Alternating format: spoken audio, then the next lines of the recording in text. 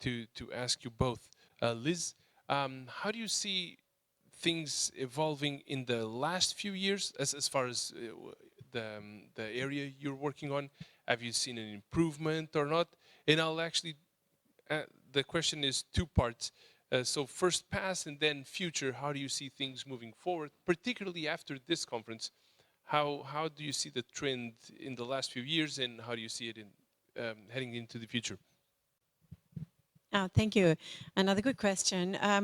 I think I would start by when we were coming to the conference, we were giving a side event with Dr. Sylvia Earle, and there were so many. There were like 500 people who applied to do a side event, and we were asked if we would work with NOAA and the UN Decade. That was amazing because we ended up coming together in this collaborative spirit. And we discovered working as we were doing our Zoomings for the last month, talking about who was going to say what and what we were going to talk about. And kind of when we finally met each other, it was like, oh my God, like you're real. We've now met you in Zoom and we've met you in person. It was quite delightful. But the thing that we found was that quite a kindred spirit in what our goals were. And we discovered that NOAA and Oasis were working on a project where they had gaps in Southeast Asia. And we were saying, well, wow, we have that capacity in Southeast Asia. And so, I think that this conference, if everybody comes here with the right objectives, which is to collaborate, to look at how we can work together, and to look at what the goals are that we need to do. We can't do it in silos, but we can do it if we work together.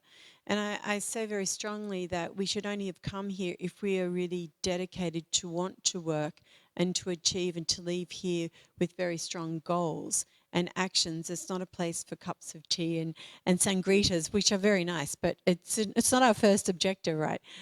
So I think that I have been very pleased to find that there has been a great deal of wish to collaborate and people looking at how to plug those gaps that could be missing in the research work that they're doing, or to surprisingly find collaboration in places that they may not have thought to look. And so I know at the Earth Observatory of Singapore, we really wish to collaborate, and we've found some great collaborations already here. So I hope that by all of us coming together, and after being in lockdown for some time and not being able to be as global, that this environment has provided a basis for us to think not just locally but globally, and to maybe find some new partners or some new scientific research projects that we can collaborate on, because there are data sets that need to be found, there are gaps,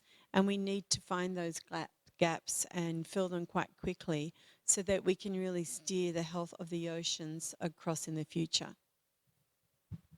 Excellent. Thank you so much, Susan.